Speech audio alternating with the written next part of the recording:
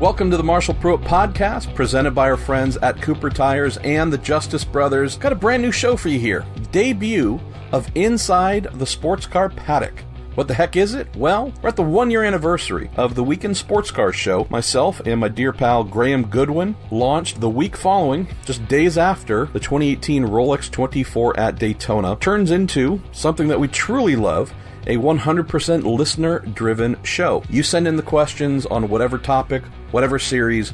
We provide answers most of the time, debate whatever it is we're asked to debate, but that's 100% driven by you, the listener. Also realize that coming up on this 1-year anniversary, wanted to think about what we might add to the Weekend Sports Cars on a weekly basis. That's where adding a second show, also dedicated to sports cars, but driven strictly by interviews with folks from the paddock. That's where that came to mind, and that's what we have here. Also further emboldened the idea last week when we had our very first guest on the Weekend Sports Cars, that being Juan Pablo Montoya. And the feedback from having JPM on was so strong, we said, okay, clearly we need to do something where we just speak with our friends in the paddock, drivers, team owners, engineers, you name it, and bring that side as well. Between the regular format with the Weekend Sports Cars, which isn't changing, all listener-driven, all Q&A, plus now Inside the Sports Car Paddock, which is purely interviews. The normal routine will be I'll interview one person, probably from North American sports car racing. Graham Goodwin will likely interview at least one person from European sports car racing. We'll mash those two together, put it out, off we go. Could be a day before, could be a day after the Weekend Sports Cars, but really meant to offer you two hits here on the Marshall Pruett Podcast. And so this week, we're launching it, oddly enough, without Graham. He is in Australia. We hope he's found his way to Bathurst, where he's going to cover the 12 Hours of Bathurst event. But with him, a little bit in transit, well, decided to ring up a couple of friends following the Rolex 24, bring some deeper insights as to what took place. So we're going to start off here. My old pal, Jeff Braun, race engineer for the Core Autosport Nissan Onroak DPi effort, and we get into a bunch of great stuff about their race, about some of the miracles they had to pull mid-race through coating of all things to keep their car alive. Jeff being one of the world's most phenomenal race engineers. I also asked him to answer some of the many questions that came in about why the race was stopped, why the cars couldn't continue. Was it a case of they just needed to go slower and we could keep racing? What about racing the ride height? Speaking to someone who truly knows and can provide the physics-based answers, not opinion-based answers. That's really one of the great things that Jeff offered us here. We also got into the timing of the red flag, going back to green, whether IMSA might have pushed its luck a little bit in waiting too long, or even to go back to green after that initial red. Did they go back to red the second time too late? Got into a lot of that here. Then next, we're going to roll into my good pal Brandon Fry, Technical Director for BMW Team RLL, winners of the GT Le Mans class, spoke about their event, gave us some deeper insights on what happened, the exact things that went wrong with Alex Zanardi's number 24 BMW, with him trying to put on his custom steering wheel, all that went wrong there. Got a deeper dive on that. Also told us a little bit about the data that they look at that might be able to help give them inputs as to how bad the rain happened to be. Just a general catch up with Brandon on how their race went. And then we close with our super pal, AJ Allmendinger, who's pulling double duty for the first time.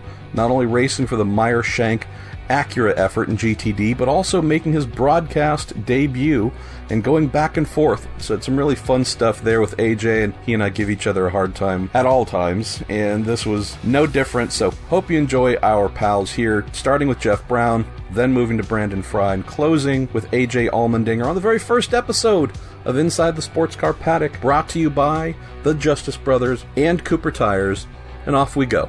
Jeff Braun, we have just come home from one of the more memorable Rolex 24s. I know for you it was your, 30th plus Transact? I mean, I saw some Transact racing photos when you're running your own team, but brother, you've done a lot of these. How many? This was 31 in a row for me. So, yeah, I'm officially the old guy. That's for sure. Well, at least you got the white hair to match, my friend. You know, you look like the old wise sage. Exactly. Well, looks are deceiving, I guess. The wise part of it might not be right. I don't know. That I was. You would classify me as smart, standing around and doing what we did last weekend, but it was not like any of the other 30 I had done. I can tell you that. Well, on top of you being an old and dear friend and also one of the amazing practitioners of race engineering, I figure folks might really enjoy hearing from you, knowing that your efforts in leading the engineering on the number 54 Core Autosport Nissan Onroak DPi, boy, you guys made a really, really impressive run heading into the event. And obviously the final result was not what you wanted. Fourth, still not bad, though, by any stretch, knowing how many times we saw either bodywork falling off the back of the thing or, the weather conditions contributing to some of the issues. Before we get into all the madness that took place and some of the 31 years of context you can provide, share some thoughts about brand new car, debut for you, having to learn everything from scratch, come up with new setups, new tires for you. It sure seemed from the outside like you punched well above your weight. Well, thanks, Marshall. I appreciate it. I guess the one thing I can say is after the race, we were standing around kind of talking about how we had done, and we mentioned that if 40 days ago when we got the cars, when we unloaded them into our shop, somebody would have handed us a piece of paper and said, okay, you can now sign up for 4th place at Daytona, the first car not on the lead lap, and just sign this paper and you can guarantee that. We all would have signed it in a heartbeat and run away and gone, phew, okay, we'll take that because that's probably not going to happen. And so we were really happy. I mean, it was a tough time starting so late. The first wheel it ever turned for us was on the second practice at the Roar. And so we were, I've probably never been so happy with a 4th place finish. Our expectations and our goals will certainly increase from here, but that was better than we all thought we would do with such a late start. So, yeah, we'll take it. I think we could have, we had the pace to contend for a win if it would have been green and, we wouldn't have had our little problem. But all in all, a great weekend for all of us at Core and Nissan.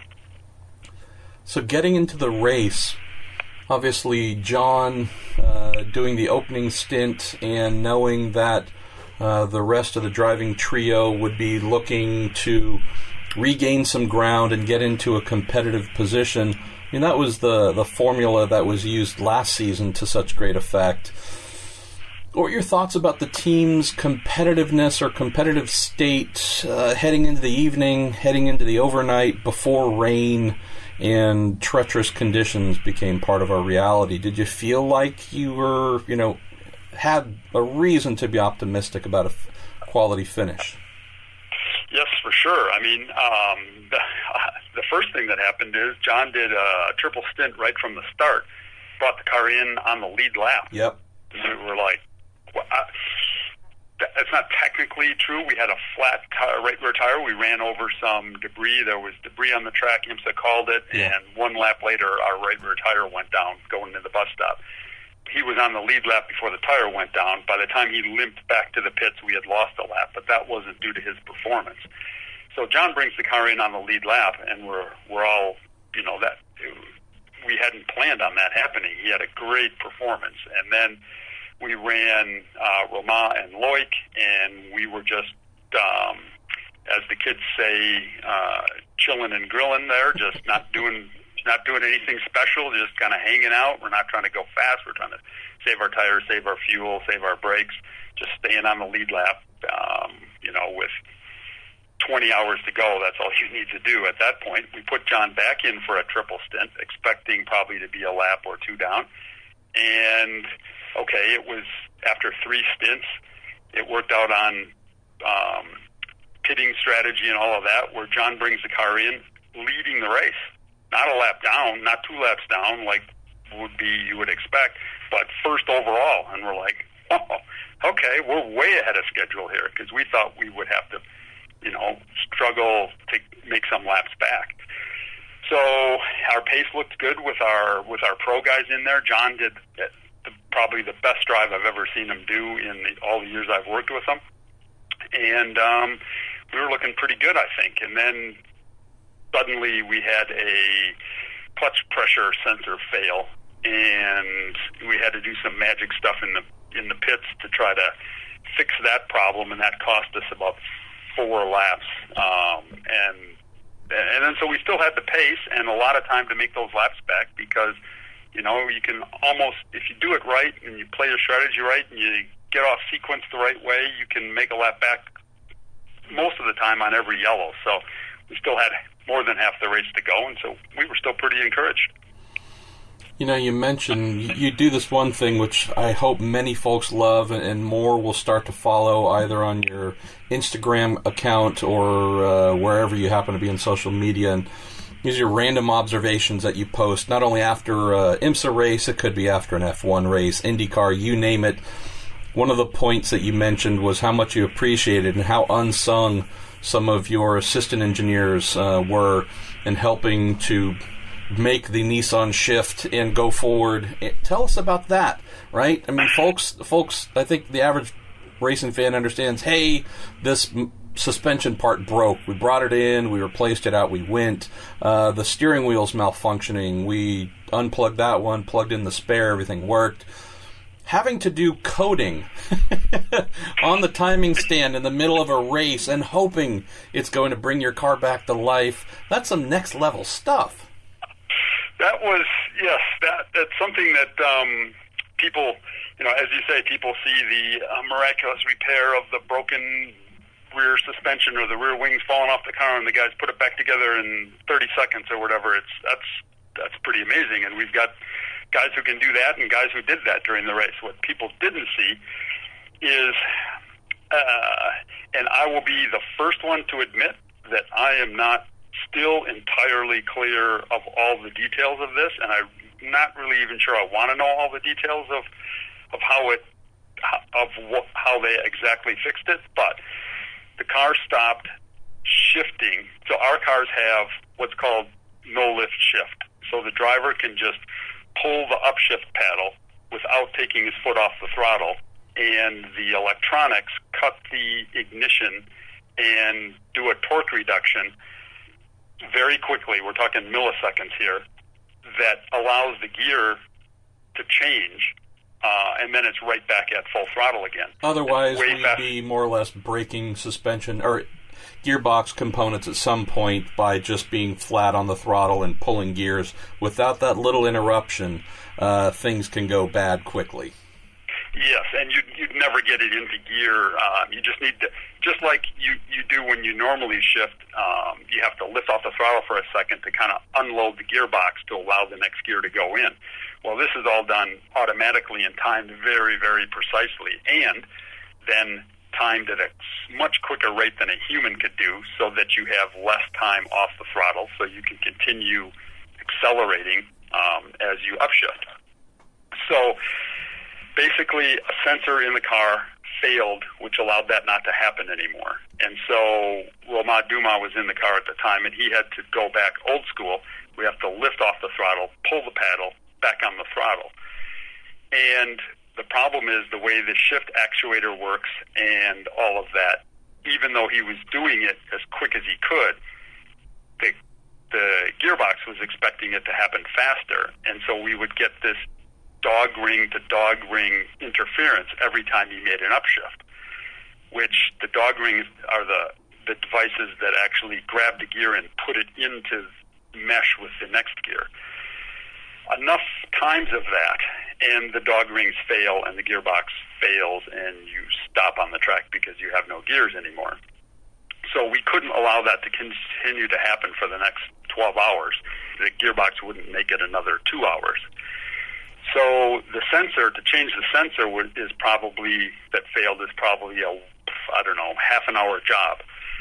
So my electronics guys, I have Tyler and Nick and Henry and Lee, all back there monitoring various things. One guy's an engine guy, one guy's a TC guy, one guy is a data guy, the other guy is kind of overall complete systems, all the electronic systems. So those four guys all put their heads together and wrote a few lines of code that changed the logic in the system and allowed the car to shift by itself, no lift shift, without using that output from that sensor that had failed. It sort of went into a default mode, but it wasn't the right default mode to allow us to continue on. So they got the thing, they were like, okay, we can reprogram it, and I said, okay, let me know when you're ready. So we did a couple more laps, and I was, it's like the old Apollo mission. It was like, okay, we're going to go around the room, Fido, Guido, guidance, and all this kind of stuff. I was like, TC, we're go, engine, go, systems, go. And everybody was kind of checking in, and I was like, okay, pit to pit. And all of a sudden I got from one of the guys, whoa, wait a minute, another line of code. So stay out. We stayed out one more lap, and then finally we would go, came rolling down pit lane, plugged in two cables, one for the ECU, which is the engine control unit, and one for the IPU, which is the power distribution unit, which controls all the power in the car and where that power goes from one switch to another switch and all of that. So one of our engineers, Lee, was programming the IPU, and Nick and Henry were programming the ECU. And you were up there with duct tape and an air scrubber, I think, if I remember from my Apollo movie. So yeah, that must have been me, right? I'm like, okay, I hope this works, and then I'm like, will the engine start? I'm like, yep, I'm 99% positive, pretty sure it might, but I'm not really that sure. And so they programmed it, and we went to start it, and it didn't start. And then just a minute, click. Okay, try it now. Boom, and it starts up. And there was a second there where I thought, we could have just programmed this thing to never start again.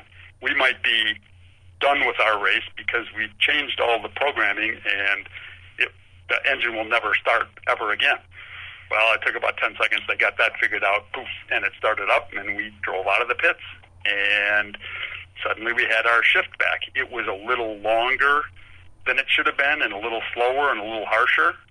So then they were like, just a minute, let me look at the telemetry, and they looked at the telemetry, they looked at the data, they analyzed what the current shift speed was, made a couple more changes to the shift speed, reduced it a couple milliseconds here, and made it delay some milliseconds there, came back in the pits at the next pit stop, reprogrammed it again, left, and the drivers were like, perfect, just the way it was before. Wow. And, yeah. So it was it was no different than fixing a whole front suspension so we could continue on. They fixed the car so we could continue on. Without that, we would have been done. It was pretty cool, and nobody really gets to see it. And they're kind of unsung guys, Nobody's too impressed with some guy typing on his computer, but heck, I was super impressed. A couple other things, Jeff, I was hoping you could shed some light on, and this is starting to draw back on your extreme experience at the Rolex 24. When the rain started to fall, and it started to fall in a very heavy manner, and then we started getting to a point where saturation was taking place. The track, actual dirt and grass and everything in and around the track just could not accept wouldn't take any more water on. We start getting enough where there's just standing puddles and aquaplaning taking place. Had a number of fans, and I realized that in today's world, we often believe everything has a solution. Any and everything can be fixed. There's no reason to stop or to be held back in any capacity. And I think with that mindset that there are some folks who are critical of the series or teams or otherwise saying, hey, you can keep racing. There's some easy solutions, right? Just slow down was one of them.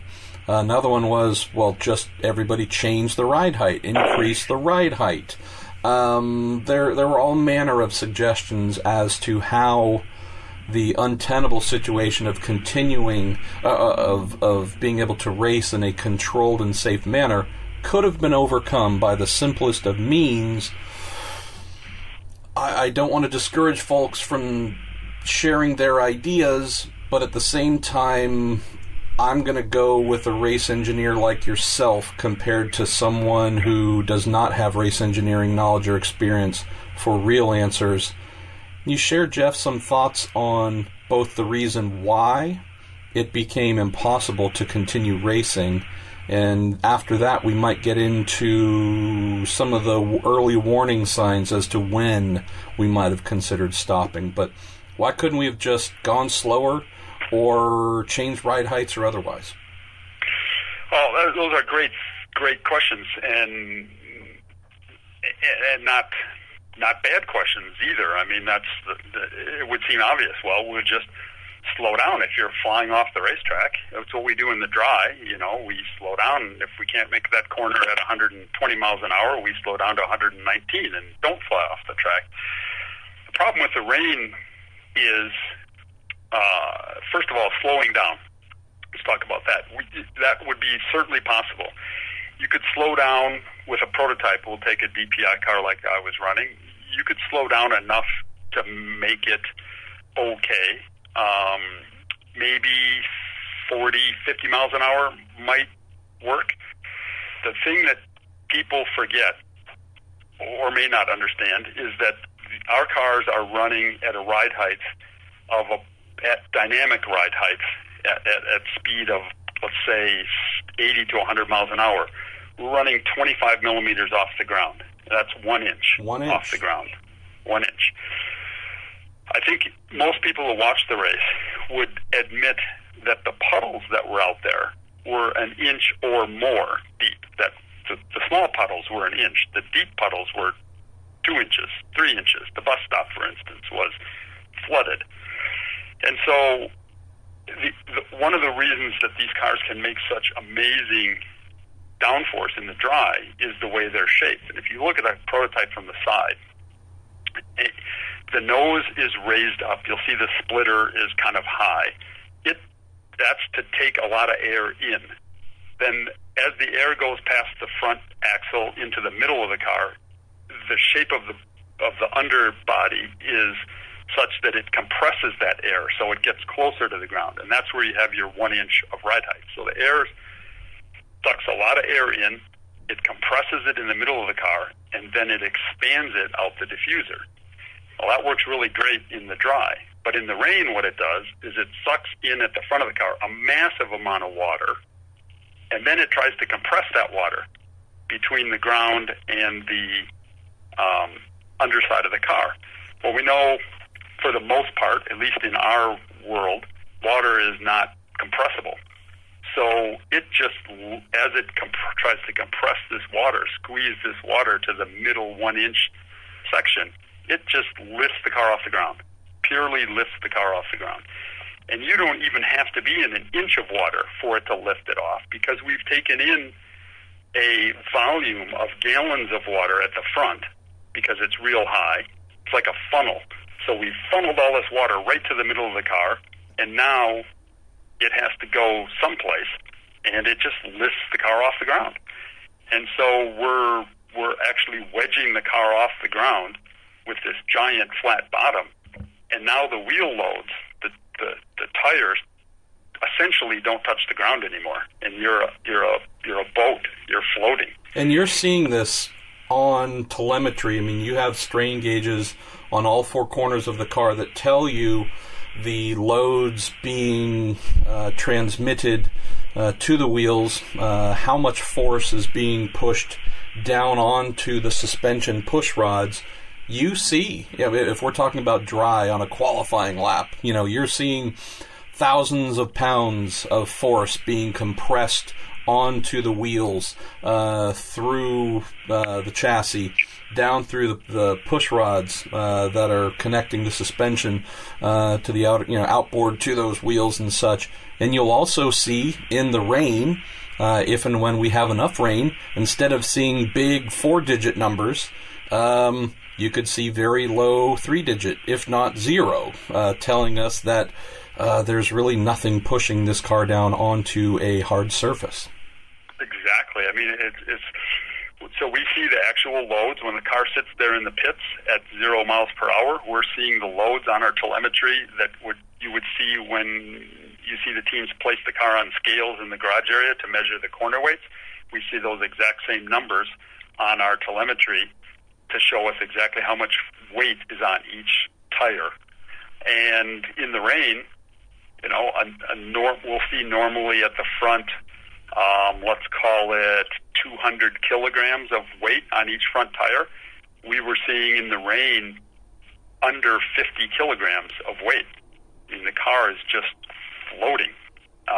You don't have any contact with the road anymore. So that's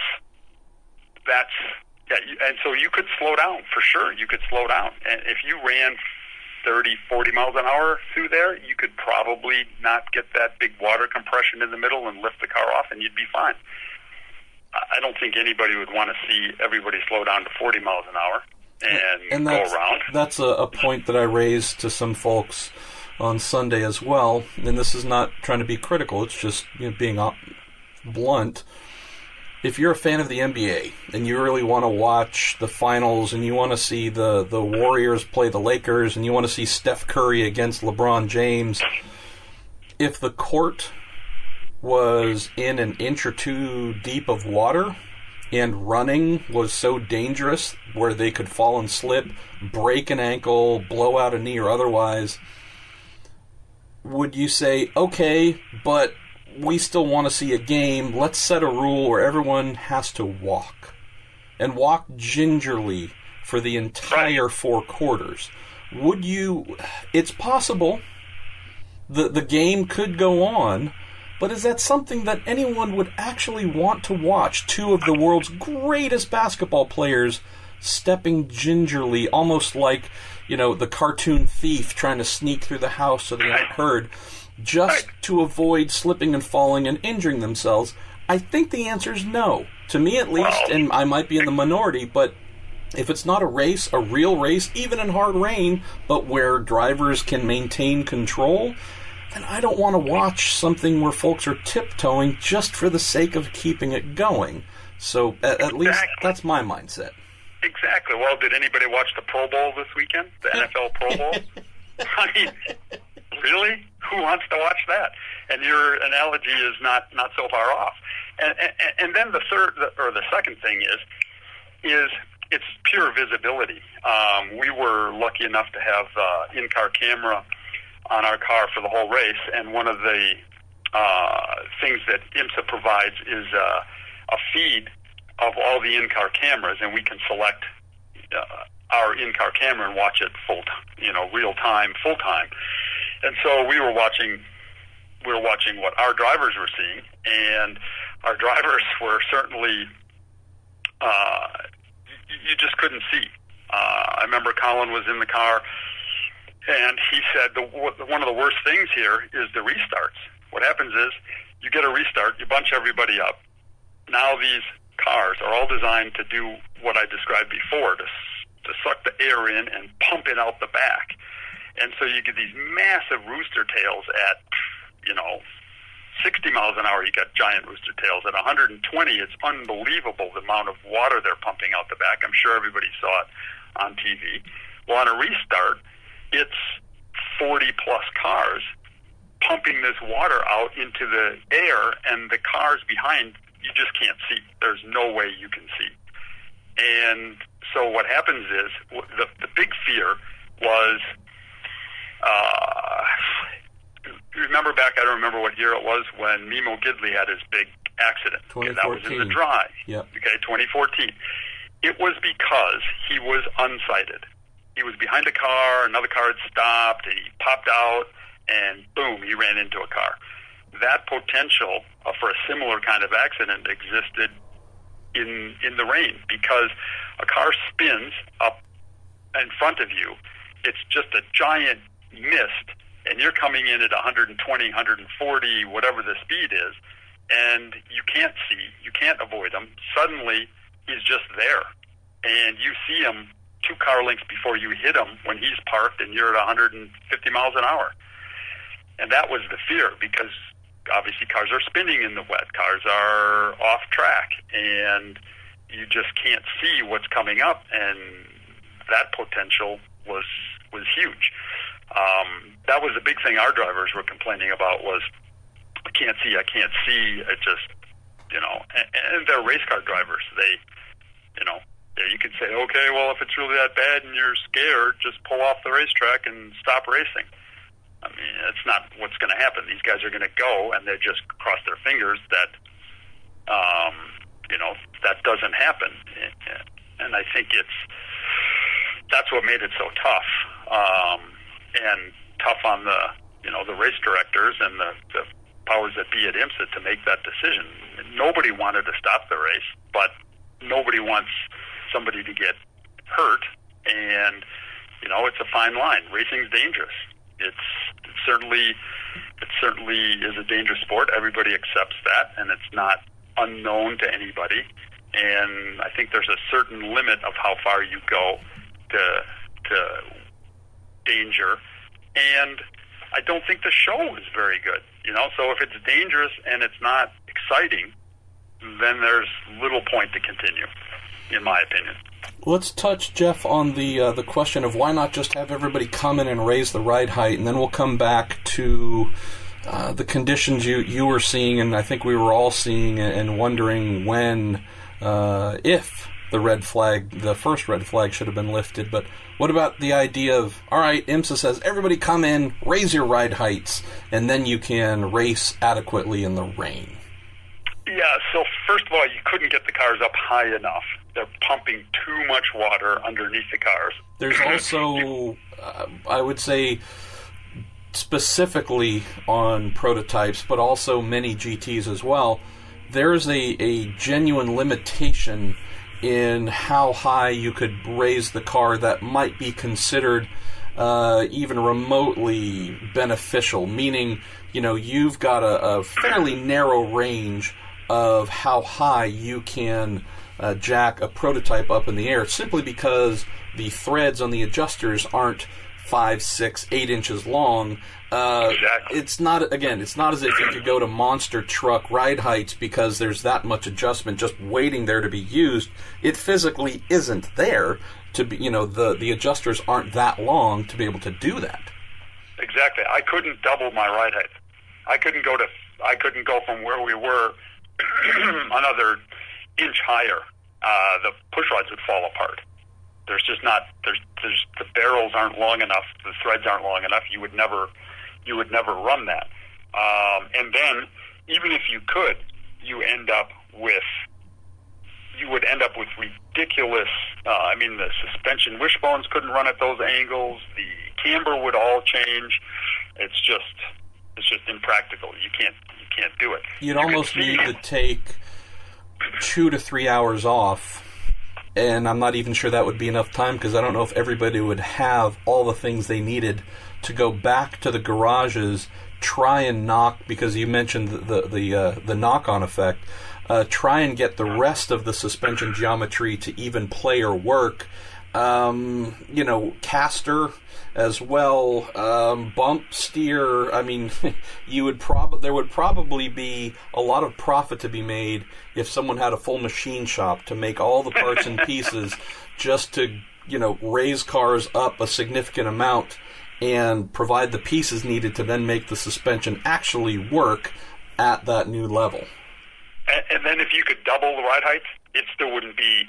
It would be a 5% benefit. To really get it to work, you'd have to raise it 5 inches, something like that. It just would be impractical. It's not something that you could really do and have any real benefit. Not in a modern car. Yeah, well, let's move on to the last topic of interest, and I mention this because, I mean, you and I have been in this sport a long time. You, longer than me for sure, but we've been in the sport for a long time. We've both worked in IMSA for a long time and other series, love these series, want them to succeed. That's the place where the following line of questions and debate's going to come from. It's not about slinging arrows. When the race went red for the first time and conditions were as bad as they were to warrant it, I know that a lot of us, those of us who are racers, who have raced, who both on track, also on the team side, you name it, those who've dedicated their lives to racing, I think it would be safe to say many of us were genuinely surprised when there was the call that came, hey, we're going back to green. Then we had what I think most people expected, most racers expected, which was the big crashes that followed, that seemed to be inevitable, that we knew were going to happen. And, okay, and we then did eventually go back to red, but at least from what I've heard in terms of drivers, teams, otherwise sending messages up to race control. And there are many people in race control here. We're not just singling out one person by any means. But there are a lot of messages being sent to race control long before that final red flag came out. An hour or more, definitely. Not just the 7 laps that Fernando Alonso mentioned, but there are folks very early into the return to green who said, boy, I don't think this is going to end up playing out in our favor and being the right call here. It's still too dangerous to go racing. We can't say that our drivers are necessarily going to be in the safest of conditions. What did you observe from your end? Did you feel like we could have been a little more proactive in not going back to racing or going back to red sooner based on the conditions you saw at that time? Yeah, I guess that's where I'm a little reluctant to, Monday morning quarterback that whole thing, because I don't fully understand all the things that the people in race control have going on, but I have a pretty good understanding of what factors go into that decision, and it's easy for us as a team to sit there and say, oh, you need to stop this, or oh, you should continue on. Why is it so? Why are you stopping it? It's I understand what they go through. There were times for sure when I thought we should stop it. That's just my opinion. That's just my driver's opinion. We were running in 4th place laps down, 3 laps down, 4 laps down. It would benefit us to continue the race because, we weren't leading yet. And so at the same time, I thought it was unsafe just looking at what I was seeing on our in-car video and listening to my drivers. They were not complaining, jumping up and down. Neither one of the 2 drivers or 3 actually that drove in the rain were saying, "Oh, we need to stop this. This is ridiculous." They were just saying, "Hey, I can't see anything. If something happens, it's just because I can't see." And we're floating. Like Duvall said, I'm driving a motorboat. I'm driving a motorboat, and it was things like that. So we just went into full defense mode to try to finish, and hoping we could get our laps back by our competitors having a problem in those conditions and us not having a problem. So hard to blame race control, but we certainly let race control know what we thought was the best thing, and I think a lot of teams did the same thing about, this is dangerous. We hope you stop this, and so I think we would have liked it stopped, but I'm not going to blame them for not stopping it when they did. There's a lot of things that I have no real understanding of that go on there, a lot of other considerations. So, yeah, it's a tough. I would not want that job. I would not want to have to make that decision. So I think for me, I think it would have been nice if they would have stopped it a little bit earlier, but I don't blame them for what they did or how they handled it. Tough situation, and I would always say that unless you're actually in there doing it and understand all the factors that are involved, then you're probably better off not commenting or not criticizing. It's also what I hope people do when they consider the stupid mistakes that I've made as a race engineer or a strategist, and unless you're there, it's pretty hard to really understand what's going on. And so I'll kind of leave it at that. They're a tough situation to be in. Luckily, everything worked out where no one was hurt, and there were some cars torn up, and I think cooler heads prevailed eventually at the right time. So, yeah, just a tough situation.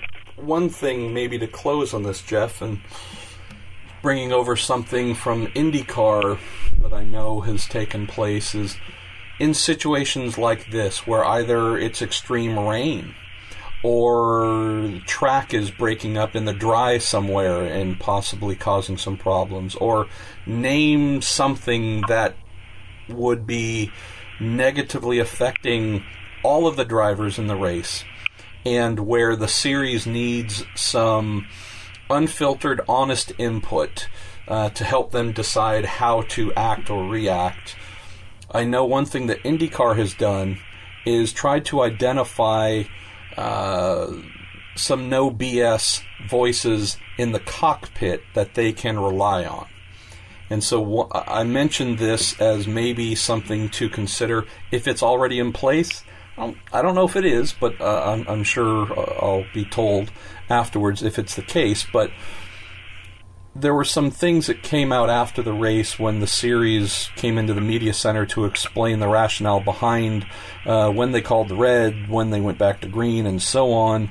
And one of the points that was mentioned was, well, we were receiving a lot of input from all kinds of drivers telling us to stop, but we also had to take some of those with a proverbial grain of salt, because some of the calls for us to stop were coming from people who were leading.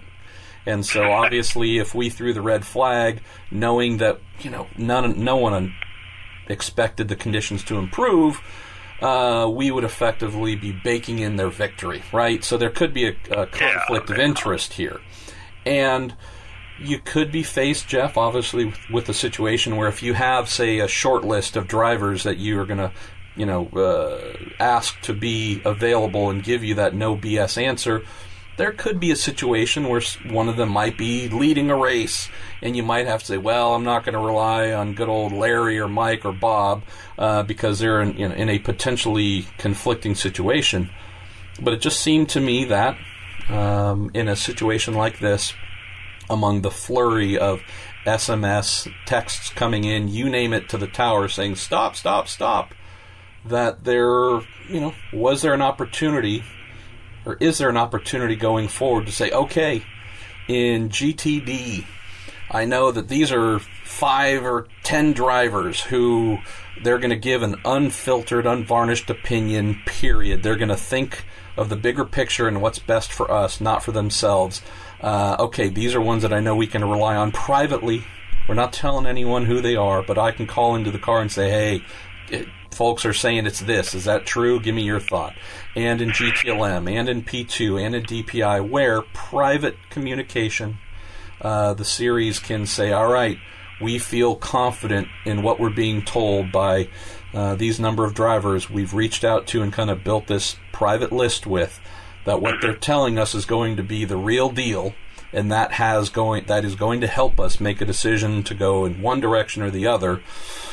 If that isn't in place, I would just say that as we head to Sebring and beyond, that would be, I think, a marvelous adjustment, because then you weed out the flurry of potential conflicted interests and otherwise, and knowing that at least IndyCar has done this to try and have that no BS group they can rely upon, maybe that would be the thing where, if we should have gone red or stayed red the entire time, maybe there could have been that list of folks to help arrive at that conclusion sooner. So I don't know if that's so much a question, but just an idea.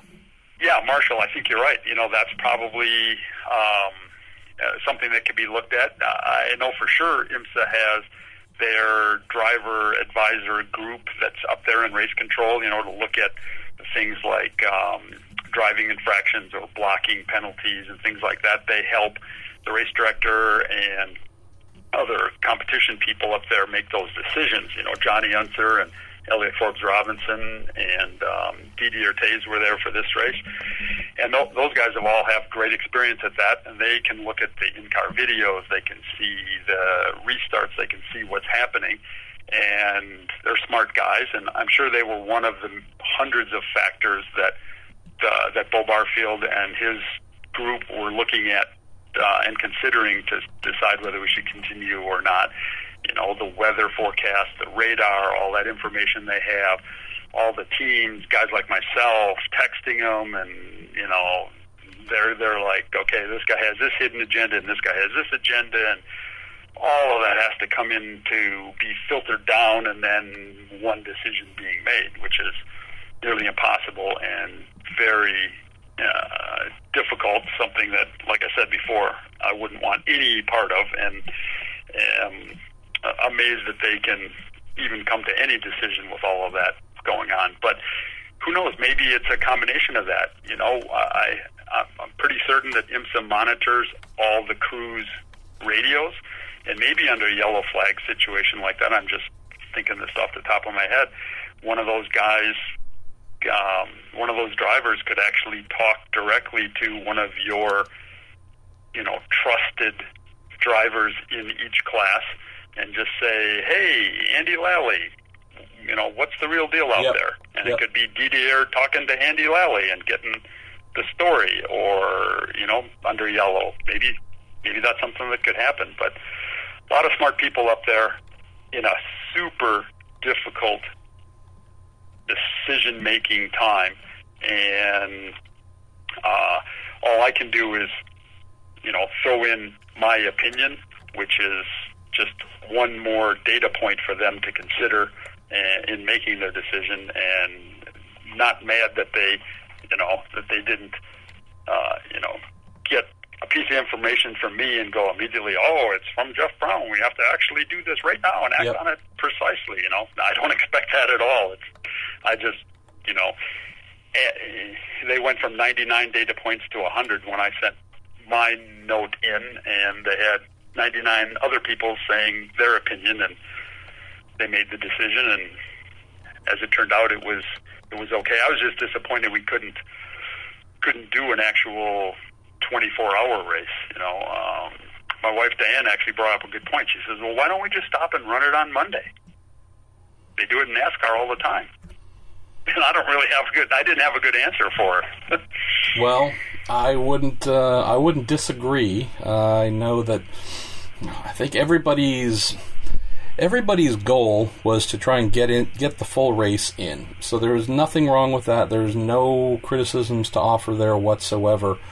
My mindset, as someone who spent about a year of his life as a race director once, is just understanding that safety is truly the number one thing to regard during a motor racing event. If you have accepted that role as a steward, as an advisor, as a you name it, if you're up there in the tower, beyond television, beyond I hate to say it, but beyond the folks who have paid for tickets, and their entertainment value, your number one item you're tasked with is the safety, maintaining the safety of those who happen to be racing, also those who are spectating, right? You don't want to allow something to get so crazy where cars are potentially flying off and injuring fans strictly because the weather has gotten so bad the vehicles can't be controlled. It comes back to maybe the not so much fun angle of, hey, what is most important here? It's not television.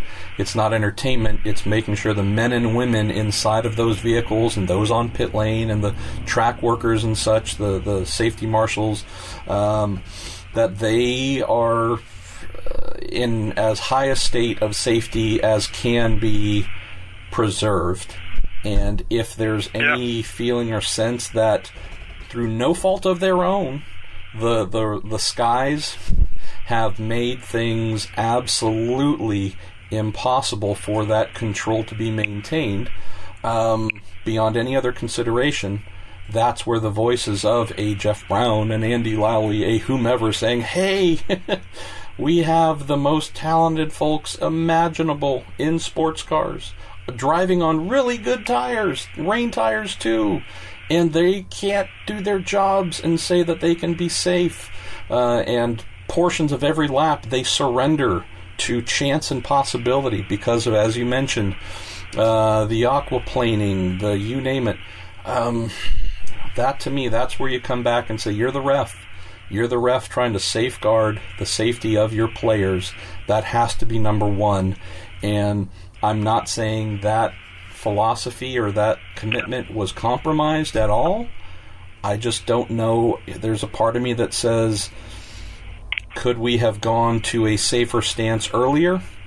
They chose to call the red when they did, so maybe their call was 100% correct, and my belief that they should have called it earlier is 100% wrong.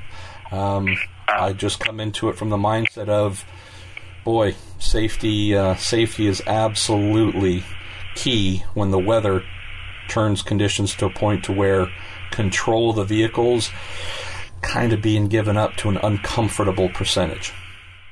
Yeah, and not to beat it to death, but I would think that if for me, if you could somehow magically make the visibility okay, I think that not being able to control your vehicle part now becomes a skill and a cool thing to watch. Let's see, okay, so your car's going to float in the bus stop. Got it. It's going to do that. Okay, some drivers will figure that out better than others. Some people might be able to adjust to that better. Some might get lucky and float in a straight line. Some might get unlucky and float sideways and spin out. That's okay. That's a skill event. We race in the rain. The idea is to make the most number of laps you can in 24 hours under whatever conditions, darkness, wind, rain, doesn't matter. That's part of what we're trying to do and what we're trying to show off the skill of these drivers to be able to do. That would even be okay with me. The problem is when one driver floats sideways and stops in the middle of the racetrack, and the next driver, just minding his own business, can't see him until he's 8 feet from a car that's parked, and drills straight into the side of him, and they both get injured just because they couldn't see. That's a problem.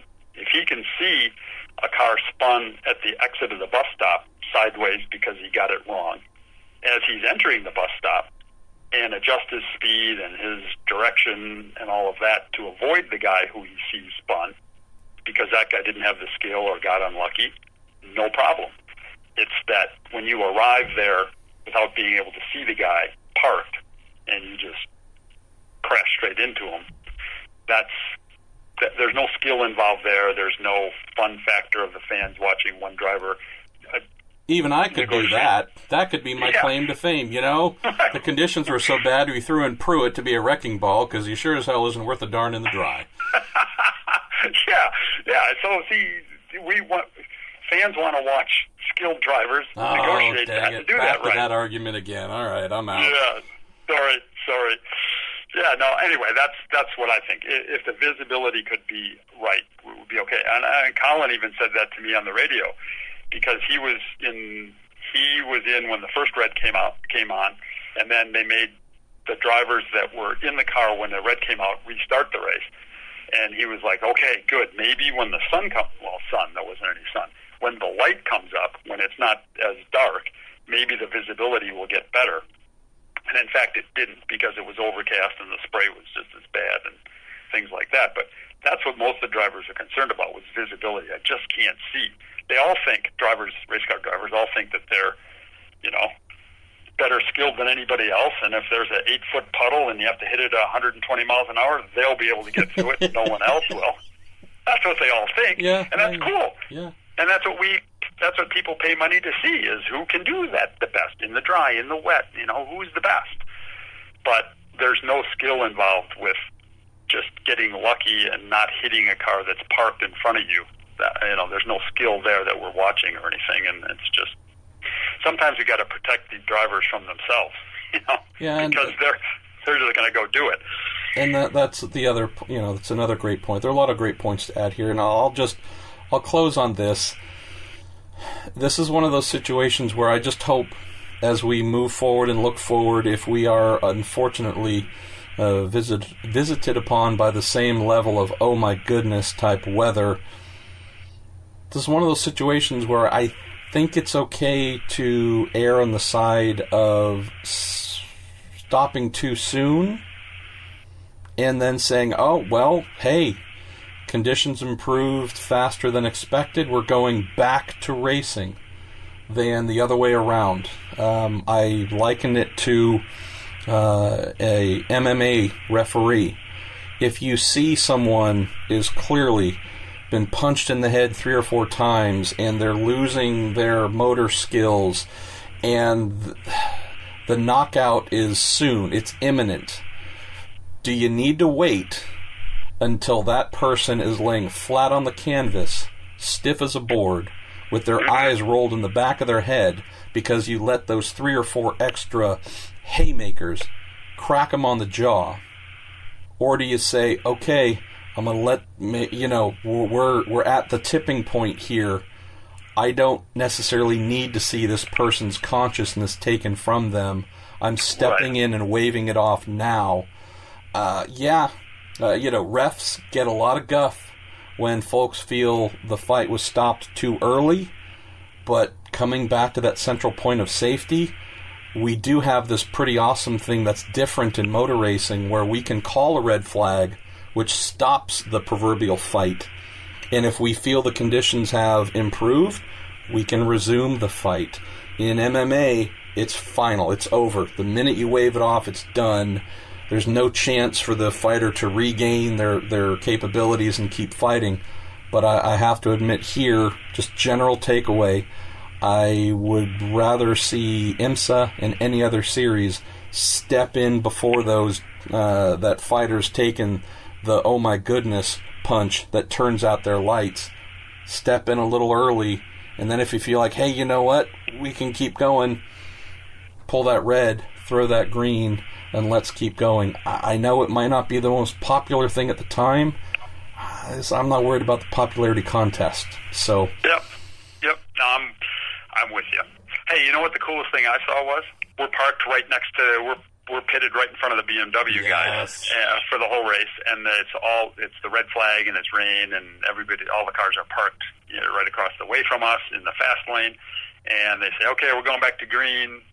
Well, we're going back to racing, even though it's raining, pouring down rain, and all the drivers to your cars, and I see all the drivers walking to their cars with their umbrellas and stuff, and out rolls Alex Zanardi in his wheelchair pushing it with his hands at like twice the pace that all the other drivers are walking out there, rolls up to his car, flings the door open, pops from his wheelchair into the car, belts himself in, closes the door, gets ready to go.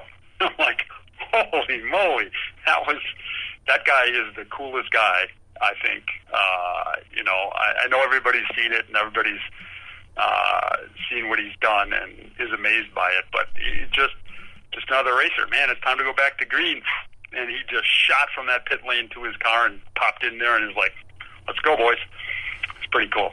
That might be the biggest negative and positive of this event for me, Jeff. It's that we had the intense, bright, warm, loving character known as Alex Zanardi in our presence for most of the month between the roar and the race. And all of the things that make him just an exceptional human being. It was amazing. And then the negative is I don't know if we're going to see him back anytime soon. So it's oh my goodness, how much better was our world having Alex a part of it. And then that kind of immediate sorrow of, but I don't want it to stop. You know, he just, seriously, the entire paddock is just that bit brighter and happier, and folks are just smiling more. And not just the paddock itself, but fans, trust me, those who got a chance to take a selfie, get an autograph. I mean, these are folks who, beyond any other interactions, I think, are going to remember the 5 seconds they got with Alex Zanardi. They're going to remember those moments for the rest of their lives. So it's greed on my part. I just wish we all had him always, because then our lives would be that much better always. Well, it's what's going to, like we started out saying, I've done 31 of these. That's one of the special things I'm going to remember, my 31st Daytona 24 hours because of that. I see him being interviewed, and I'm a big MotoGP fan, and I think that the two guys that enjoy what they're doing more than anybody else, and it comes across in their interviews that makes you think this, is Valentino Rossi and Alex Zanardi. I mean, you listen to those guys and you're like, man, they are just having the time of their life. It just comes across in the first 5 seconds of any interview, and it's great to see. I'm with you, my friend. Well, in the span of a conversation, you have explained racing in the rain from an engineering and physics standpoint, why we could not and should not do anything different than we did. We got into amazing coding in the middle of a race to keep a program together. We got into the thought process of rain and how a team interacts with race control as to when things may or may not go green or go red, and what we might ponder in the future. And then we close on Alex Zanardi. I think right there, we've just reached peak podcast, my friend. So time to shut her down. Yeah, that's a great way to stop. and with this new weekly show I'm adding, that's just purely interviews with good folks from IMSA, and our pal Graham Goodwin will be doing from WEC and otherwise. You and I have been looking for excuses on how can we just do more stuff together on a more regular basis, and don't be surprised if my number pops up. Now, I'm not saying once a week, but once, twice, maybe 3 times a month, because you're one of the gems, Mr. Braun, and folks do love learning from your interactions. Love to do it. Like I say, the next best thing to actually racing is talking about it, and I love talking about it with you. You got a great insight. So whenever I can help, just give me a call. We'll talk about it. So, Mr. Fry, I'm so happy for you and your BMW Team RLL effort, knowing that last year when you came on board as technical director, these awesome, I love them, but also rather large and unproven, untested, still to be developed M8 GTEs had a long way to go to find their competitive stride. What a great moratorium on progress. Looking at where the team was last year at the Rolex 24, where BMW felt the need to put out a release towards the end of the race saying, we're going to have some conversations about how to properly integrate this car into the series because we don't feel its true competitiveness was shown, to this year where the only press release BMW needed to send out said, "We won," with a big exclamation point. And I figure who better to speak with than you, my man. And again, I know we've got drivers, mechanics, your race engineers, all kinds of great folks responsible for the victory. But maybe let's just start on that journey, my man, going back to Daytona 2018 and how you got to where you were this year with truly competitive cars that ended up winning. For me, a big part of it, I think there was a couple big things. One was, unfortunately, with the series, the car was new and that sort of stuff. The series probably struggled with how to best, position it for a bit of the year. We kind of got bounced up and down and that sort of stuff. But sort of mid-year on, I think the series nailed it. We were in a position where the car was competitive. There were times where we didn't capitalize on things, or we didn't get the best out of it, maybe as a race team, but or circumstances or whatever. But really from sort of midway on last year, the car was thereabouts, and they were able to stop sort of fiddling with it and that sort of stuff. And then I think that carried into what they wanted to do this year for Daytona, which was the series took a look at where the cars were and how they ran last year. And if you look at last year's race, even aside from us, it was a very sort of one-sided affair in the class. Whereas this race, I mean, it was with the unfortunate, with the exception of the unfortunate issues that befell the Corvette guys early in the race, and even still they came back, and as they always do, and were there and thereabouts. Outside of that, there were times in the race where I thought any one of the manufacturers was going to take it home. So it was close. It was tight. And then the other bit is just a year with the team with this car under our belts. We've learned a lot. And I think I really felt like we were able to come in here prepared. Some things that we couldn't do last year. I mean, we did a lot of pit stop practice this offseason. We did a lot of practice on what happens when this fails. How are we going to address it? What's the quickest way we can address it? The splitters, the diffuser, different parts on the car. How do we overcome these things as quick as we could? We watched some videos of the Corvette guys, and how quickly they addressed things, and said, this is what we need to look like. So I think those were sort of the big keys for us that helped us out.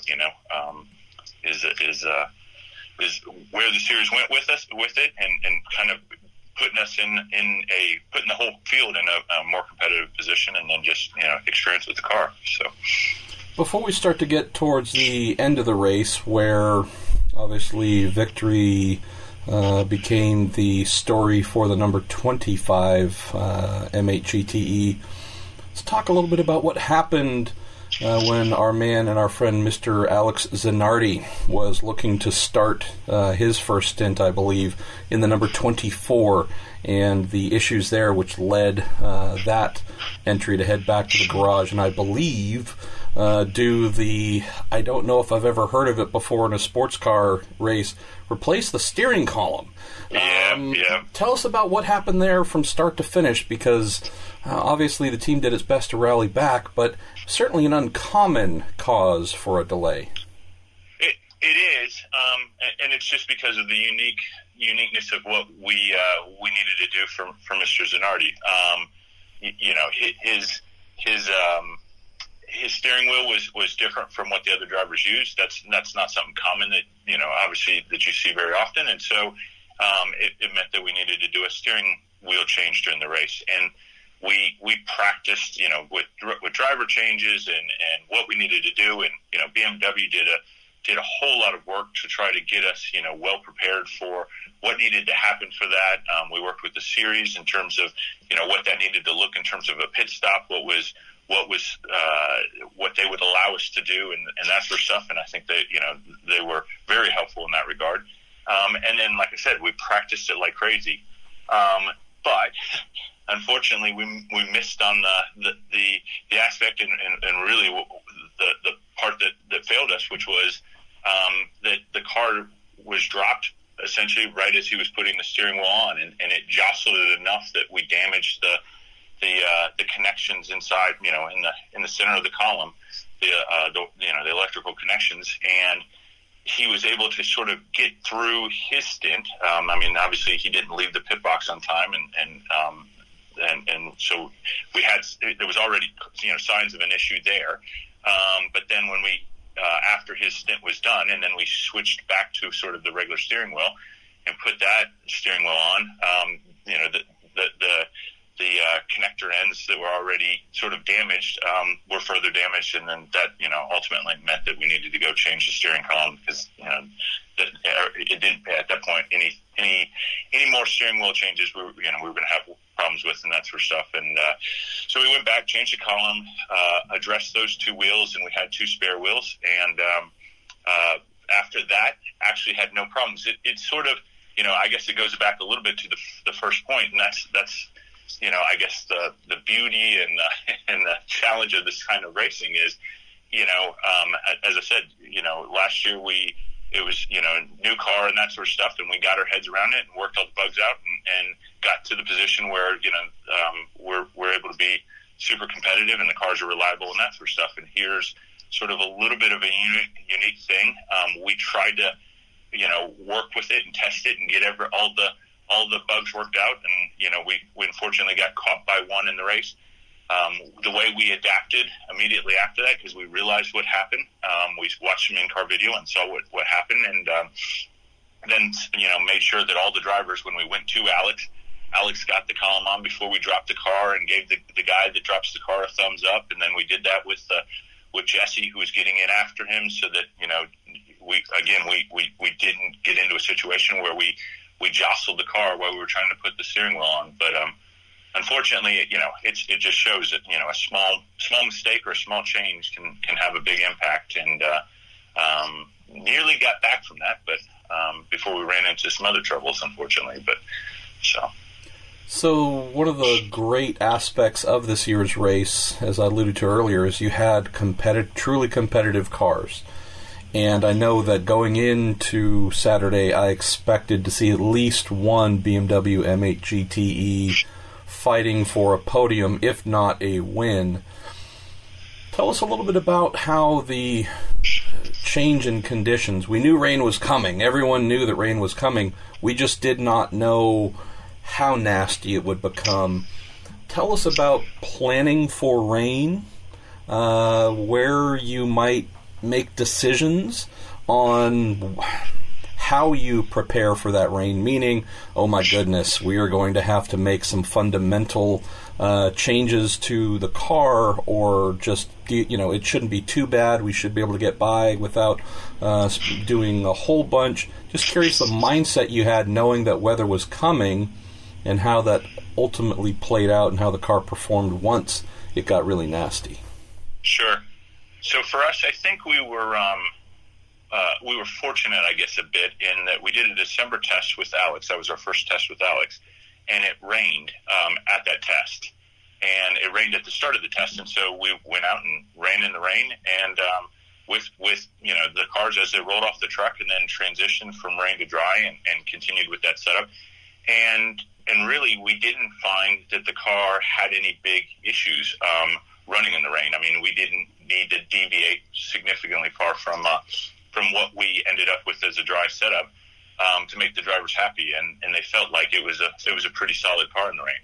Now, it's always a little bit of a question mark, because when you do that at the test and you're by yourself, okay, well, what would other people be doing? You feel the drivers comment and they're reasonably happy with the car, but are they really on pace with what the track conditions would have been or not? You don't really know.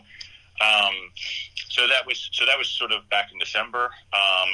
Then sort of flash forward to the race weekend. It's interesting. The rain kind of kept shifting. It was going to be Sunday afternoon or even into Monday, and then it started shifting forward into Sunday, and then started shifting much worse than what as we got closer to the race than what we thought it was going to be initially. And really, we didn't do a whole bunch. We did take an opportunity with the 2025 car under a full course yellow to make a quick setup adjustment. Once we realized, hey, this is looking like rain to the end. We also, adjusted our driver lineup a little bit. Farfus a couple years ago drove for us in the wet and did a remarkable job. So we said, okay, well, we want to make sure that we end with him, and actually it was interesting. As we were coming to it, we said, okay, well, he can drive 4 and 6 hours, and so let's target putting him in for the last 4 hours of the race. It looks like it's going to be all wet, so we think he can do that. And Augustus said, yeah, I think I can do that. So we targeted that, just like the Ferrari did. So they were on sort of the same plane for us. And really, I think when I look back at it, that's what spiraled the timing to sort of work out for us. The 67 was not on that same program, so then they ended up being a little bit offset. And as we know, they ended up having to come in. So, and certainly that was all by when the last yellow came out and all that sort of stuff. So, it was, I'm not trying to say there was a lot of luck involved in how that all worked out, but we knew the whole time that they would have to pit on that exact lap. Exactly.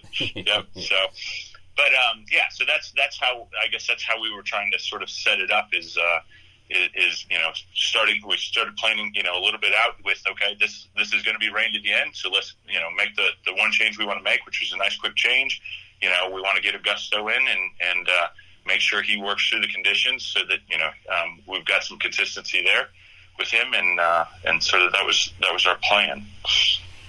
So looking at how the race did end up, I have to admit, looking at the BMW side, looking at the Rahal, Letterman, Lanigan side, there just seemed to be an element of not only joy, but maybe a little bit of monkey off our backs kind of thing. I mean, granted, you guys won a couple of races to close.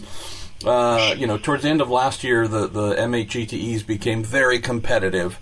But just this feeling of, boy, it seems like we walked away last year from the Rolex really not too happy with life. It seemed from the outside like there was this release of, not only did we just win, but now we can, have a more fond feeling when we rock up to Daytona in the future. Is there anything in there, or was I seeing things? Well, I don't know. I mean, I think certainly I did not realize this until after the race, but it's not a race that the Rahal program had won. They finished second before. Yep. So, and this program has obviously been going for a long time. So, that's a big race, for Rahal to win and for BMW. It's been, BMW's won overall, but it's been many, many years. So I think, that's probably part of the element of it. I think there is, we had a lot of support that came over, from BMW, and so it's always good to win when you've got board members attending and that sort of stuff. So and start the season off right. I mean, I think last year someone grabbed me after the race and said, hey, you realize that this means we've won 3 of the last 4 races. So for me that's kind of something that we kind of preached and worked through this off season is, hey guys, the start of last year was a struggle and it was hard for everybody on the team, and that sort of stuff. But sort of mid-year, it started turning around, and we started getting reasonable results, and finished out the year sort of on a high. And the whole idea was, right, okay, this car's not changing now. Let's go through this off season and prepare ourselves to carry that momentum and try to make a season run for it. So. I'd say that was probably, just the culmination of, okay, well, we did a lot of work in the off season and we've started this thing in the right direction. Let's, that's a relief we did, and now let's keep it going. Let me close on a question that might get a little bit out of left field, but I know I had a question or two come in on social media about this in relation to data and the rain. Some folks curious that if you ignore anything that came over the radio from the drivers, even watching the live broadcast to see standing puddles and weather and how it was affecting the track, if you and any of your engineers can spot things in the data, the live telemetry that would tell you, just purely looking at whether it is wheel spin, steering angle, load, and I'm asking a question I know the answer to, so I apologize. But are there things in the data that you could look at and just know, ooh, okay, looks like on track, the weather might be getting to a place where the vehicle itself is struggling to cope with the amount of water that's it's having to deal with, if it's lifting up off the track, etc. Are there any indicators you can see just in your own to say, oh, boy, yeah, what our driver is saying about it being really bad, here's the visual data that backs that up? Sure, yeah. I mean, you can certainly see, the wheels doing a whole lot of locking. That's a lot more prevalent, or spinning. Losing traction.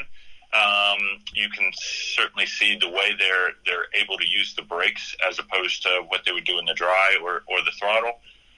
Steering, the steering trace, was pretty lively for the guys.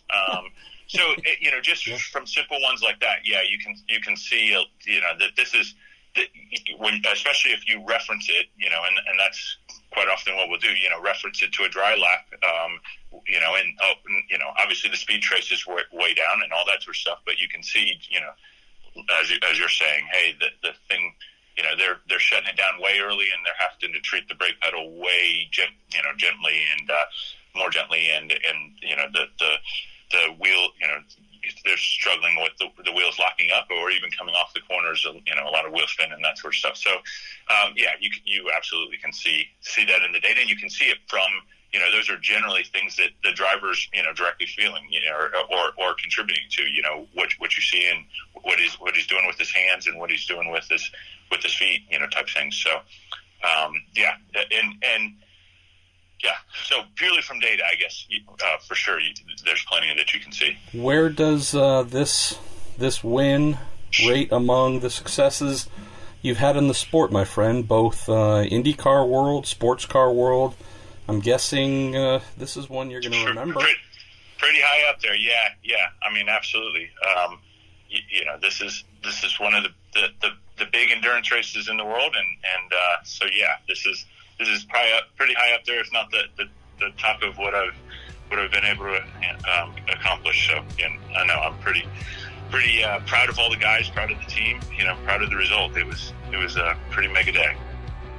AJ, not only awesome to see you last weekend, it was really cool to see that you and the Meyer-Shank Racing team were extremely competitive in GT Daytona in that beautiful number 86 Acura NSX GT3.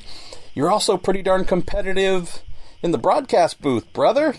First time, and you were hanging with the big boys up there. So I don't know where you want to start, but you're one of the busier cats I can think of during a really crazy Rolex 24. Yeah, the racing part was fairly normal until the monsoon hit, but the broadcast side of it, that was for sure busy all weekend. All week, really, starting from Wednesday on. Just trying to prepare and get ready for something that I've really never experienced before in my life. So, didn't know what to expect, but the good thing is everybody at NBC Sports just made it so much simpler for me to get adjusted, feel comfortable, whether it was getting ready for the shows or actually in the broadcast booth. And obviously, Calvin Fish and Lee Diffie, they're true professionals that I respect so much, and they just make it seem so easy. So being up in the booth with them consistently helped me a lot, just trying to kind of learn how to work my way in, and the biggest thing they told me was just be myself. So I tried to point out things when I saw them and talk about what was going on in the race, and hopefully bring maybe a new perspective to the fans that I was seeing, not only for what I've done my whole life, but actually being out there as well. So I enjoyed it a lot. I really had a great time with it. Looking forward to being a part of NBC Sports this year in many different facets, and especially on the IMSA side, where Lee and Calvin and I will be covering it the full season. So it was pretty awesome, and I was really hoping that I was going to make Townsend Bell come interview me in Victory Lane, but that didn't happen. I love the fact, and obviously this is something that an idiot Californian like me would say, but I love the fact that we have a just south of the Bay Area guy in you here racing in GTD also as part of the NBC sports broadcast, going up against your fellow NBC sports broadcaster and GTD competitor and definite Bay Area guy, Townsend Bell. So there's a lot of links going on here. Even our boy Matt Cleary, who does PR for the Meyershank team, brought over a couple of old media guides. I think I shot a photo of it to Diffie during the broadcast. Whenever you saw him fall out of the chair laughing, that would have been when it arrived, and it was a shot of you from, I think, the 2002 Barber Dodge press kit, posed next to Townsend on the cover of his 2002 Patrick Racing Champ Car photo as well. So I do love the fact that you guys not only go way back, but definitely between the booth and between the track, there's some fun rivalry too. Yeah, I mean, Townsend was a guy that a lot of us, man, I'm not that much younger than him, but you know, he seemed. But make it sound like he's really old, though. He loves that. Yeah, I mean, he's old as dirt, honestly. But no, I mean, honestly, it was, and I talked about it with Townsend at the end of once we got done Sunday after the race and did our final closing segment for NBC Sports, and you know, I was just telling him, hey, you know, same deal.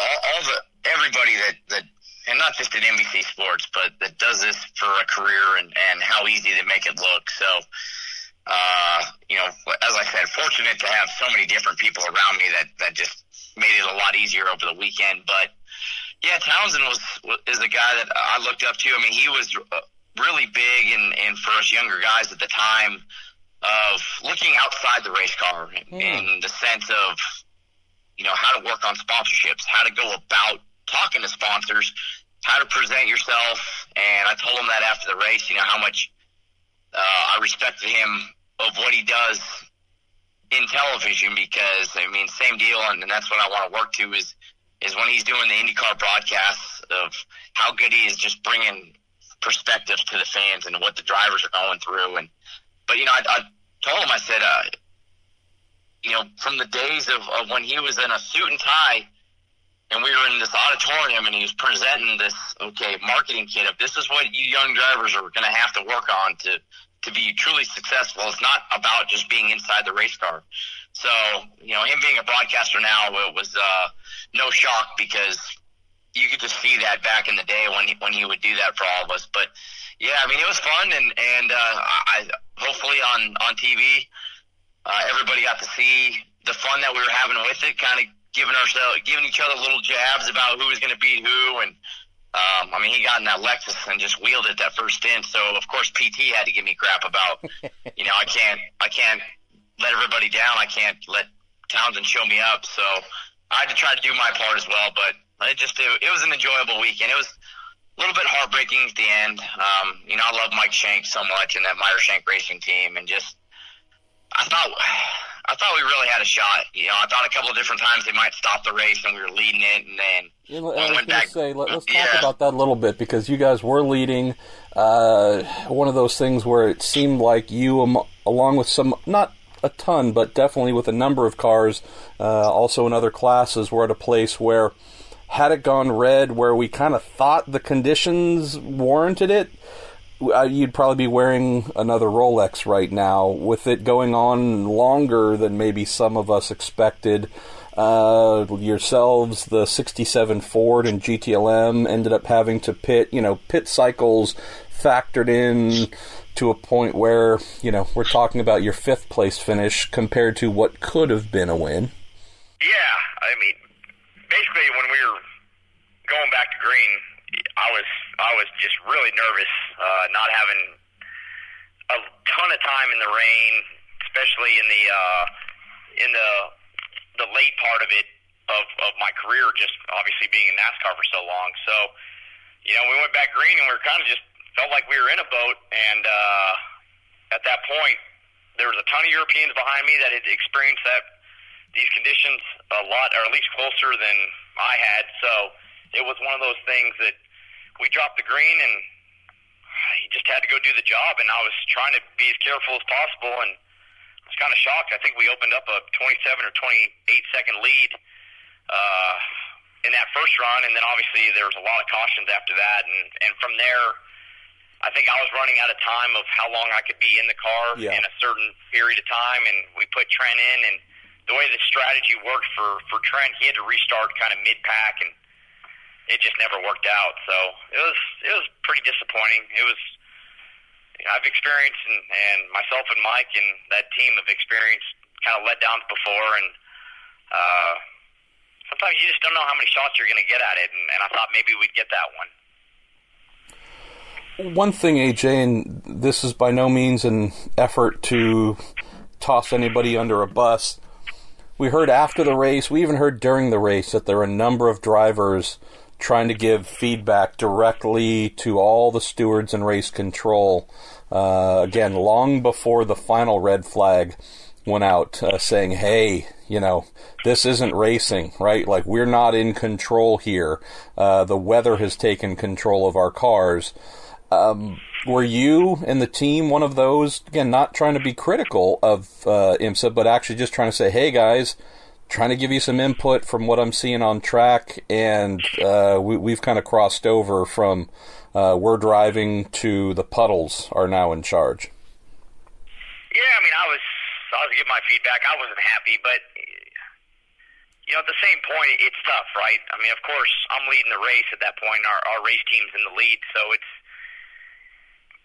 slightly biased at that point, where it's like, hey, if we stop, we probably win the race. So I felt like probably half of my opinion was being looked at like, well, of course he doesn't want to go back green because he's leading the race, the team's leading the race. So it's a tough call. I would never want to have to make those decisions. I thought it was on the verge of craziness, and we saw that first restart, a huge wreck, and glad everybody was okay, and we went on from there, and then the conditions kind of got a little bit better after the rain slowed down, and for a little bit there in that gap, it wasn't too bad, and then obviously it picked back up, and that's when the red flag came back out. So I'm sure a lot of us were on the radio kind of saying, let's not do this, like, this is insane, but you know what, it's a tough call. The people at home, and the people, especially the people at the racetrack that were the fans that were having to deal with it, and there were still plenty of people standing outside in the wet watching us go around. So I get it. It's a tough call. So it's one of those things that the decision's got to be made, right or wrong. Of the many takeaways from the race, brother, the one that stands out heavily, and it's on this theme, is I am so thankful nobody got hurt. Like, there's a at least for me, there's a genuine feeling of, this could have been ugly. We saw Vilander have that big crash entering the bus stop that surprised him. We saw the big crash on the restart with Lamborghini and the awesome plaid liveried Porsche from Pfaff Motorsports. There are a couple of good hits. Tommy Milner obviously went to the medical center to get checked after a big slam into the barriers with the side of the car in turn one. So there are a couple of heavy hits. I'm just really thankful we got away without someone having to head to the hospital. So the risks were there and the potential was there for that to happen. I'm just really thankful that it didn't. Well, let's close on this, my man. So, you being a bad, fast race car driver, we know that. We love that part of you. You being just a really great personality. I always love seeing you because I know we're going to have some laughs and say some mean things about each other and smile. But you've been accustomed at this race, right? Hey, this is your rotation. Climb in the car, drive the wheels off it. Then you get a however many hour break, catch a nap. But it's kind of this activity-inactivity rotation for you. And when you're inactive, there are no expectations. This time is different. I'd love to hear about how you're out of the car, you're inactive, quote, from driving, but you can't turn off every time necessarily because you need to be up. Energy needs to be up. Lights, camera, action on TV. Wondering how that for you, doing that for the first time, compared to maybe being able to fully try and shut down your mind as much as you can until your next stint. How did that work for you? The beginning of the race was actually quite easy in the sense of, once we did our intros and Townsend and I did the first intro for the broadcast, and then I went up to the booth. It was actually it helped me. I actually got a benefit from it because I was actually, for the first time ever, able to look down on the racetrack and see what was going on, really focus on what the lap times were being run, what cars were doing, kind of the comers and goers, who was quick and stuff like that. So the first part of the race, where it was that 2 to 5 broadcast on NBCSN that Calvin and Lee and I were up for, it helped me a lot because, call it what it is, start of the race, I'm nervous anyway, and I want everything to go right, and I'm focusing on my teammates and making sure things happen, and it's all good. So it's not like I'm just sitting in the bus relaxing anyways. I'm usually pacing at that point. So it allows me to actually do something else and somewhat take my mind off it, even though it was hard to call the race, the whole race, and not just focus on what was happening in the GTD class and, more importantly, our race cars. So, but I really enjoyed that, where it was probably after my first stint going back up to the booth, I was definitely a little bit tired, and as you said, it's part of the job. You got to turn it back on and have that energy and go up there. So that was interesting, and then really from there it was tough because of the rain and just how it all played out. That driver rotation just got kind of just messed up, honestly, because I didn't know really what time I was going to get in the car, and the great thing that I have going for me is Meyer Shank Racing always takes care of the drivers. So it's not like we have to be sitting there focused on guessing what time we're going to get in the car. They have somebody who come gets us, make sure leading up to it, they're telling us what time to be ready, etc. And really the same thing with NBC Sports. Anytime I needed to go somewhere or I had a question about, okay, when do you want me now, I could message somebody and they had an answer right away. So I was never really in the dark of what was going to happen, but the biggest thing was at 4:30. Oh, I'm sorry, that's my phone going off. At 4:30, I walked over or got picked up and was in our pit box waiting to go, and then that's when the rain started. So everything just kind of got messed up with the red flags there. But I honestly, I just enjoyed it. I had a great time. It was a lot of fun, really just all aspects of it. It was probably one of the most fun 24-hour races, Rolex 24-hour races I've ever been a part of because of all that. It'd have been a lot better if we won. Then it'd probably been the most fun, but you could have interviewed yourself from pit lane. Yeah, AJ, how do you feel? You know what, AJ? This is fantastic. Yeah, but I enjoyed it, and I knew I was going to have fun with it, but I really didn't know whether the race car side of me was going to take over more and just be like, man, I just want to be down there with the car. This is all I want to focus on. But the broadcasting side of it, I really had a lot of fun with, and honestly, just looking way more forward to the rest of the year with NBC Sports, with IMSA and some of the other stuff I'm going to do. I'm going to be on the weekly NASCAR shows, NASCAR America. They're going to go to a new format this year. It's not just kind of the same thing every day. They got something new every day. So I'll be on the Thursday version of the show, which I think is a more of a motorsports overall, since NBC's got so many motorsports platforms now. And whatever else they ask me to do, that's what I told them. I love motorsports, 2 wheels and 4 wheels. So whatever they want me to do, I'm going to enjoy doing it. I'd be remiss in doing my job if I didn't ask this question. So now that you've kind of come to join the dark side with me and Robin Miller and so many others on the media, it's not a secret. I guess you'd expect it because it's part of normal life. But, part of what we do is having to write things and say things that are complimentary about some folks that, at least on a personal level, you don't really care for, right?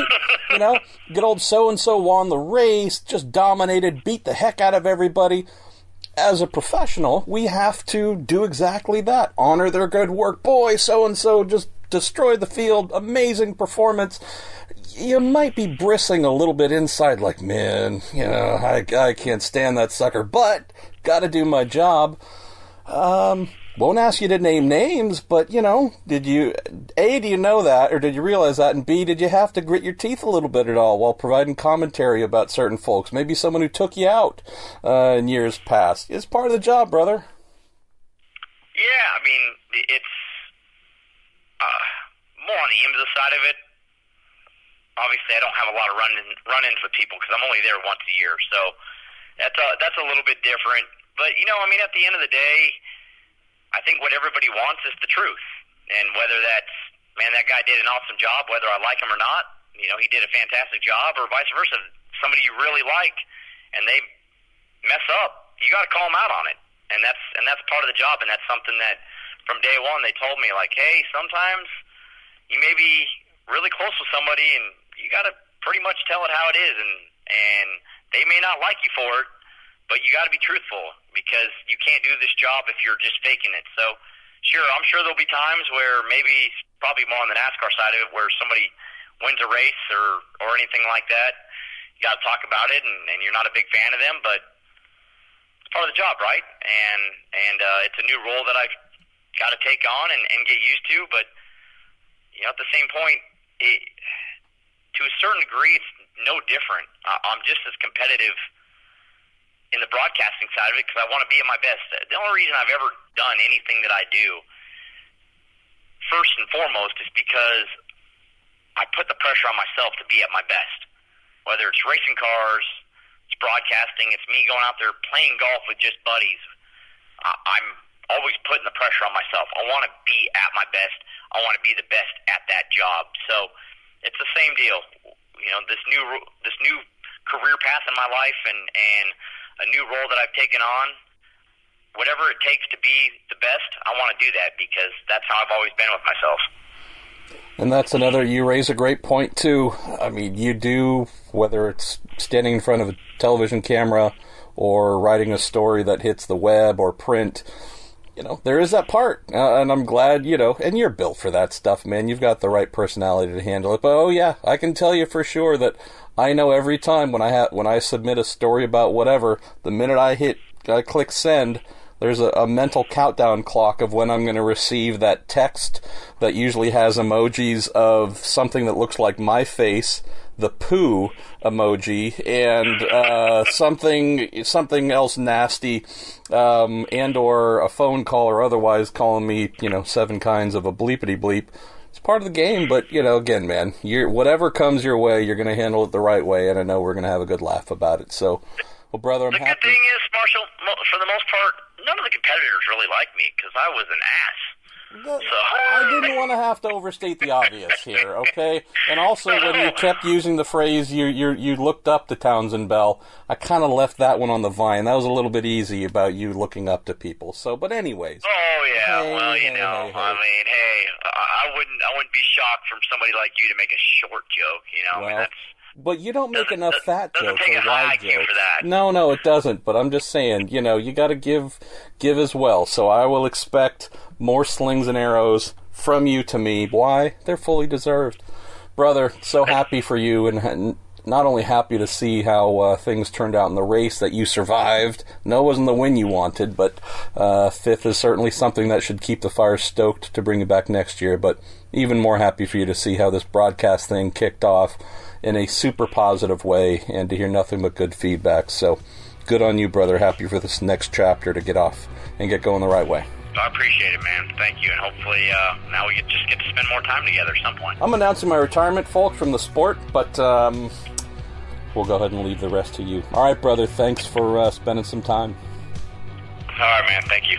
And that was episode 1 of Inside the Sports Car Paddock. I obviously hope you liked it. It's probably going to do the normal routine of a tweak here, there, who knows? Like all brand new things that we do here in the Marshall Pruett Podcast, we evolve. We take feedback. We'll try to incorporate those things if possible. Also hoping that for next week's episode 2, our man Graham Goodwin will have 1 or 2 to throw in. I know, being down under, he has a couple of awesome interviews that he's meant to capture. So I won't spoil the fun as to what they are, but I'm hoping that we can roll those in next week, and maybe it will be a mostly GG-driven episode of Inside the Sports Car Paddock. All right, I'm Marshall Pruett. This is the Marshall Pruett Podcast presented by Cooper Tires and the Justice Brothers. Thank you for listening.